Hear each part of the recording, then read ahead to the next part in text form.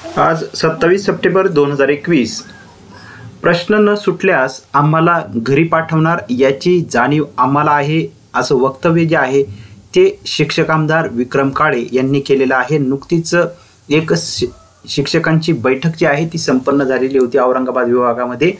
त्याविषयी कोणते कोणते प्रश्न जे आहेत ते चर्चेले गेलेले आहे त्याची माहिती आपण पुढे बघणार आहोत. त्याचसोबत शिक्षक समन्वय संघाची एक महत्त्वपूर्ण बैठक संपन्न झालेली आहे. त्यामध्ये पुढील जी रणनीती आहे ती कशा पद्धतीची ठरलेली आहे त्याच्याविषयी देखील आपण थोडक्यात माहिती बघणार आहोत. तर सर्वात प्रथम पहिला जो महत्त्वाचा प्रश्न आहे, तर शिक्षक आमदार विक्रम काळे हे नेहमीच शिक्षकांचा प्रश्न सोडवायचा असेल किंवा शिक्षकांना माहिती देण्यासंदर्भात त्यांनी जे काही पोस्टर मार्फत जी माहिती देत असतात त्यामार्फत अशा वेगवेगळ्या कारणांमार्फत निश्चित शिक्षकांमध्ये ते चर्चेत राहतात.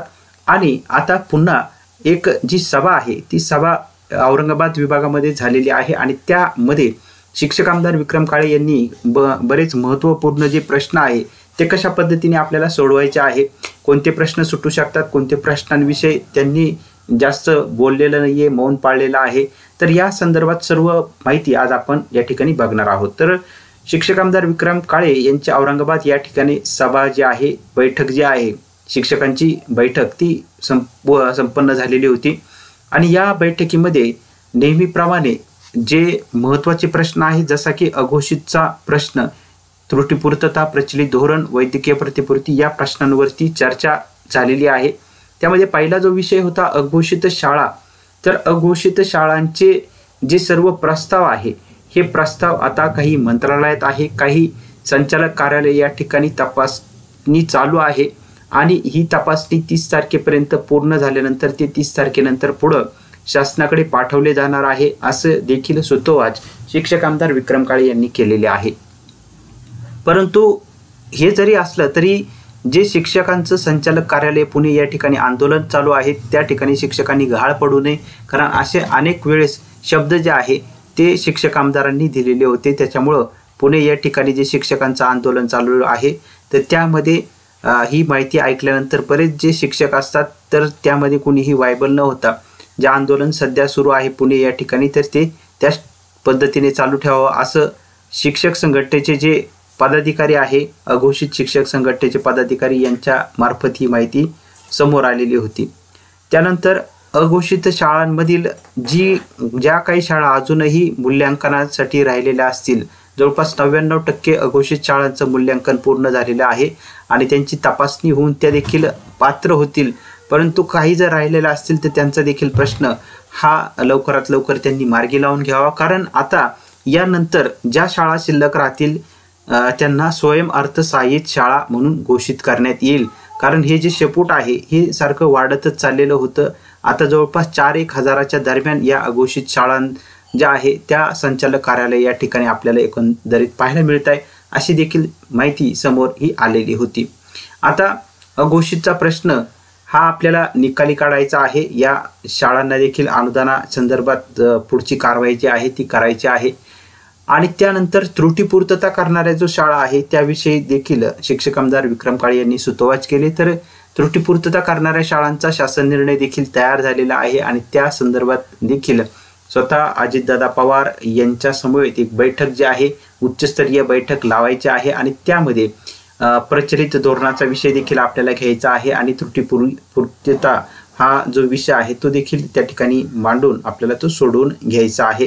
कारण हे जे प्रश्न आहे हे अनुदानाच्या संदर्भात प्रश्न आहे आणि त्यामुळं स्वतः उपमुख्यमंत्री अजितदादा पवार यांच्याकडून आपल्याला बैठकीची माहिती आल्यानंतर ती माहिती मी तुमच्यापर्यंत पोहोच करेल आणि हा देखील प्रश्न आपण लवकरात लवकर मार्गी लावूयात. मी कोणतेही आश्वासनं देत नाहीये. इतर जे काही नेतेमंडळी असतात त्यांच्याप्रमाणे मी जे सांगतो तेच करतो.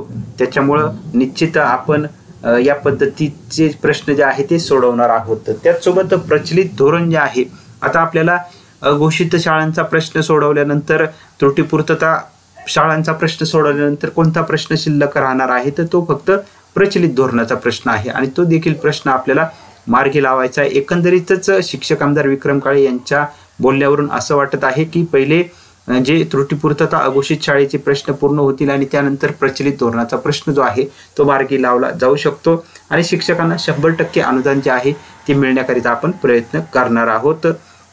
आणि हा जो प्रश्न उपस्थित झालेला आहे हा जे माजी जे शिक्षक आमदार होते विनोद तावडे यांच्या चुकीमुळे हा प्रश्न उद्भवलेला आहे। तर त्यांनी आपल्या शासनाचं आपल्या पक्षाने जे काही म्हणजे जे याआधी जे सरकार होतं त्यांच्याकडून 15/11/11चा हा शासन निर्णय प्रचलित धोरणाचा लागू करण्यात आलेला होता। मात्र यामध्ये बदल जो आहे तो माजी शिक्षण मंत्री विनोद तावडे यांनी केलेला होता आणि त्यामुळं शिक्षकांना आज 20% आणि 40% अनुदानावरतीच थांबावं लागलेलं आहे। परंतु हेच जर प्रचलित धोरण लागू असतं, हा शासन निर्णय जर लागू असता तर आज शिक्षकांना 100% अनुदान जे आहे ते मिळत असतं। मात्र विनोद तावडे यांच्या चुकीमुळे हा शिक्षक जो आहे तो यामध्ये भरडला गेलेला होता असं देखील सांगायला ते विसरले नाही। आणि हे होत असतानाच विनोद तावडे यांचं काय झालेलं आहे हे देखील मला माहिती आहे, कारण त्या ठिकाणी शिक्षकांकडून सांगण्यात आलेलं होतं।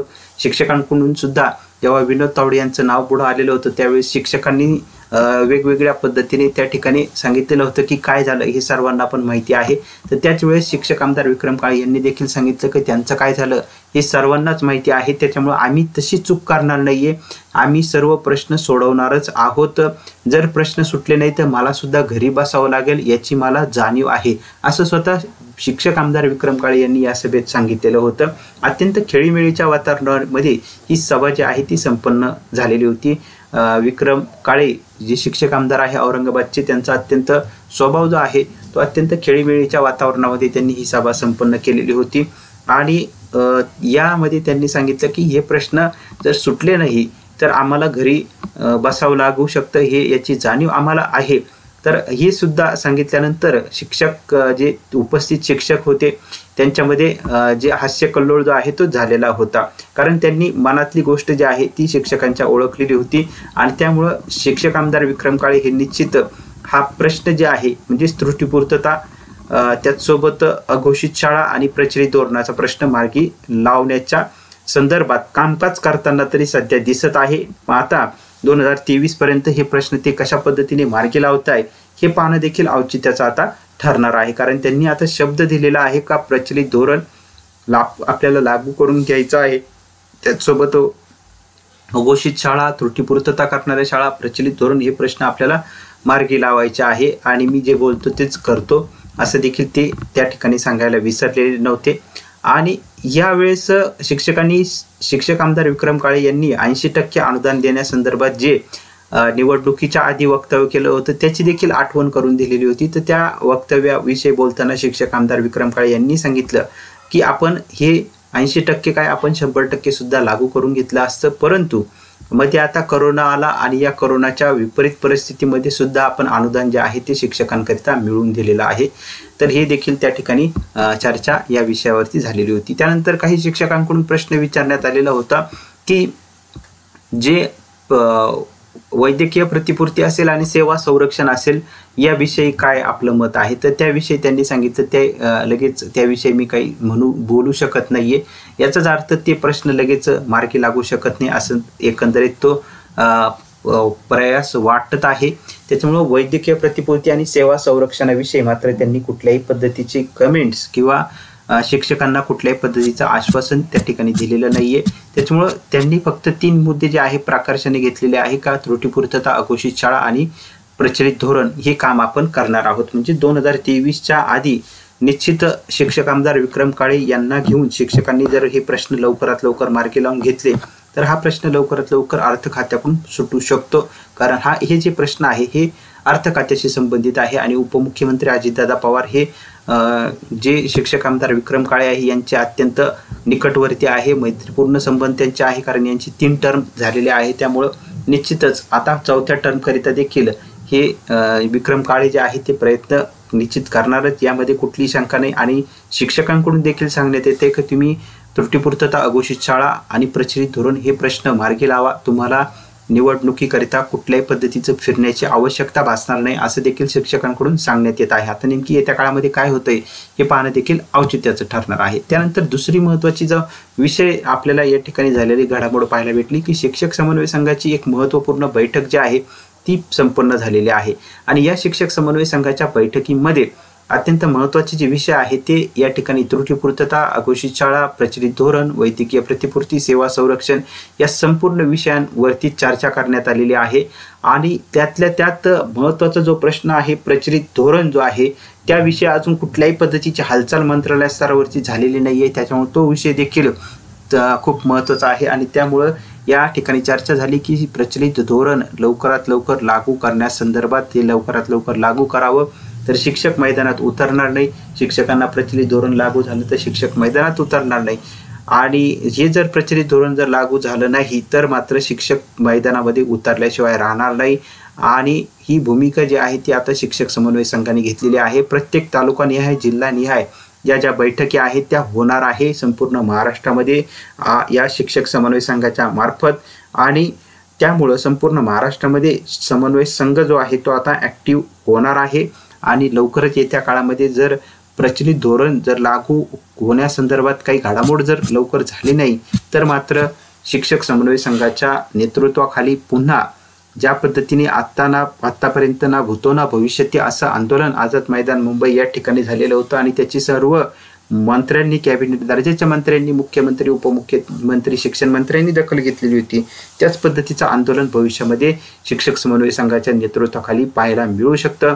याकरिता सर्वच शिक्षक संघटना एकत्र आहे, काही पाठिंबा देत असतात, तर अशा पद्धतीने आता सर्वच शिक्षक समन्वयक जे आहे ते त्या बैठकीला उपस्थित होते।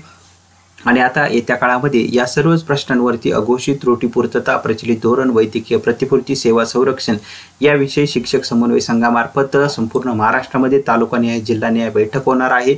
आणि हे जर प्रश्न लवकरात लवकर मार्गी लागले नाही तर आंदोलनाचा पुढचा जो टप्पा आहे तो लवकरात लवकर सुरू केला जाऊ शकतो, अशी देखील माहिती ही समोर येत आहे।